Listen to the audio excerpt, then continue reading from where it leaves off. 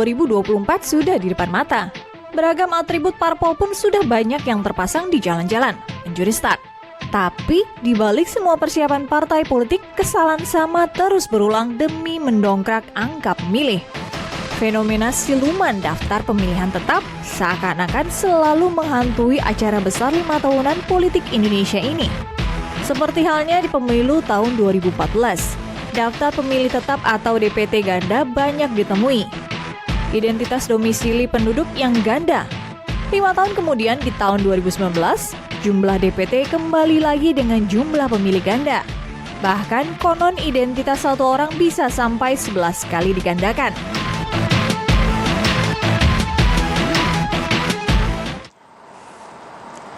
Baik, kalau benar 52 juta DPS yang tadi janggal atau bisa jadi fiktif, kita nggak tahu, masih harus dicek lagi, cross-check dan diklarifikasi oleh KPU. Berarti 25% Prof. Wiwi dari pemilih kalau kurang lebihnya. Itu besar. Gimana nih bisa terjadi, dilihat Prof. Wiwi? Iya, ini sangat besar ya. Tentu mengagetkan kita juga gitu. Karena asumsi kita, harapan besar kita adalah dengan EKTP tadi itu ada pendataan penduduk yang rapi, yang terukur, yang bisa dipertanggungjawabkan. Dan seingat saya, jangan salah, Dukcapil ini mendapatkan predikat inovator ya, yang bagus ya. Berkali-kali dalam beberapa tahun itu hanya karena terobosan yang dilakukan yang sangat meyakinkan dan bahkan gitu ya, kita sangat mengapresiasi ya, karena di Kemenpan RB itu ada kompetisi kontestasi inovasi pelayanan publik dan Dukcapil luar biasa melakukan terobosan itu. Lah, kenapa saya mengatakan itu? Dan waktu itu juga kita mintakan gitu ya, bahwa bagaimana kalau terobosan yang dilakukan Dukcapil ini tidak hanya memastikan jumlah penduduk saja, tapi juga bermanfaat untuk pemilu kita. Sehingga data-data yang diserahkan dari Dukcapil kepada penyelenggara ya, dalam hal ini KPU dan Bawaslu, itu sangat bagus nanti. Karena bagaimanapun juga nggak mungkin KPU melakukan gitu ya, satu pendataan dari awal itu nggak mungkin. Selain otoritasnya, kapasitasnya, SDM-nya dan sebagainya, biarlah itu memang Dukcapil di Kemendagri. Tapi tentu gitu ya, ketika fasilitas otoritas tadi dipegang penuh oleh Dukcapil Dagri, ya sepatutnya gitu ya, pertanggungjawaban itu ada di sana. Nah, ini yang mengagetkan kita. Ketika data sudah diberikan, yang lalu itu berapa bulan yang lalu ya, sudah ada waktu itu dari Kemendagri, Wakil Menteri Dalam Negeri dan Pak Dirjen Dukcapil menyerahkan itu. Lah, ini artinya apa? Ada kepastian. Kalau ada kekurangan pemutakhiran, biasanya KPU melakukan itu. Tambahan gitu ya.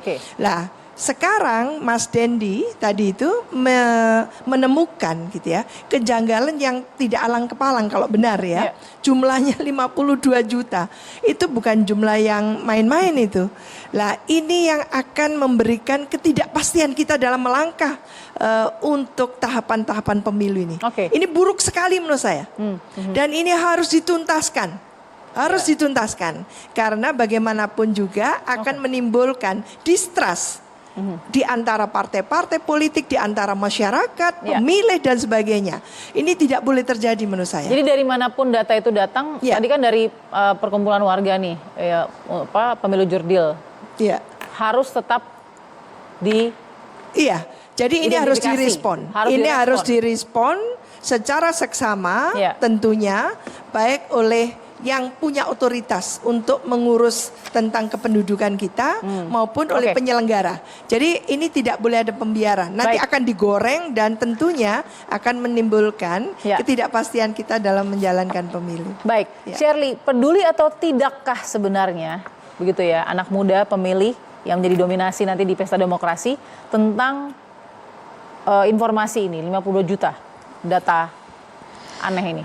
Ya, terima kasih Mbak Balkis. Yang pertama adalah apresiasi luar biasa kita kepada Pak Dendi dalam hal ini dan semua pihak masyarakat yang ikut terlibat aktif untuk mengawal dan menjadi bagian.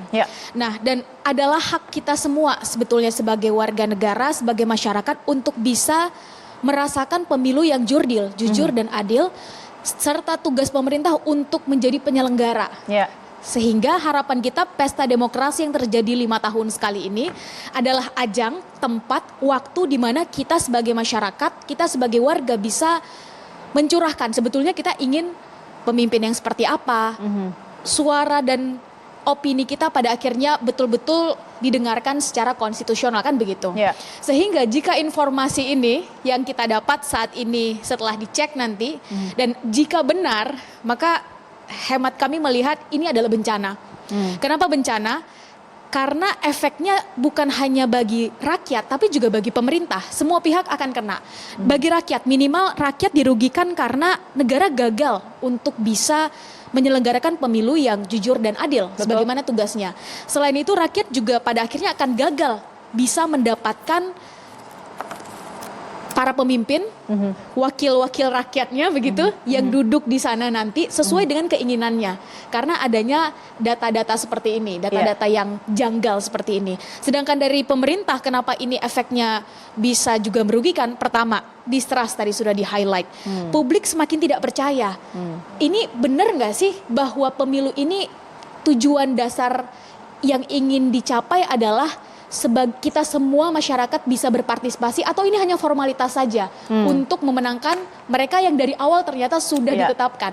Yang kedua adalah domino impact dari distrust ini adalah kondisi perpecahan ini akan semakin terjadi. Yang mau nggak mau, terima nggak terima, efeknya adalah akan membahayakan kesatuan negeri ini. Betul. Yang ketiga sekaligus yang terakhir adalah siapapun nanti yang menang. Dalam hal ini anak muda tidak peduli pada akhirnya apapun partai politiknya, yang dipedulikan adalah apakah programnya konkret, real, nyata bagi kami anak muda, kan begitu. Siapapun nanti yang akan menjadi pemenang, pada akhirnya akan beban, Mbak. Kenapa beban? Karena menang atas data-data yang seperti ini. Untuk itu, jadi bukan kemenangan sejati ya? Betul, sehingga ini akan dianggap kondisi seperti ini yang mendapat keuntungan adalah mereka yang menang, terlepas itu layak atau tidak. Sehingga beban inilah yang nanti akan dibawa 5 tahun kemudian terjadi lagi pemilu setelah 5 tahun, dan hemat kami melihat ini sudah harus naik tingkat. Kita sebagai negara demokrasi harus melihat ini sebagai PR besar negeri ini, dan saya pikir ini adalah awal yang sangat baik ketika masyarakat mulai ikut terlibat aktif. Dan dalam hal ini bukan hanya masyarakat yang harus terlibat aktif, apalagi dari pemerintah yang menyelenggarakan pemilu itu sendiri, bahwa KPU, Bawaslu dalam hal ini harus dengan lebih seksama untuk memastikan ini data-datanya dari mana, bagaimana mungkin ketika ada kejanggalan 13.000 misalnya nama hanya 2 huruf, usia 12 tahun bisa memilih misalnya, atau hanya ada nama tapi RT RW-nya tidak ada. Ini perlu dicek lebih seksama dan detail lagi. Oke, nanti saya akan kembali lagi dengan narasumber yang ada di studio, dan tentu kepada Pak Dendi. Kenapa? Karena memang sangat menanti pasti undangan dari penyelenggara pemilu. Jikalau tidak ada undangan itu, mungkin Pak Dendi, apa yang akan dilakukan oleh perkumpulan warga untuk pemilu jurdil ini? Sesaat lagi Pak Dendi ya, di Perempuan Bicara.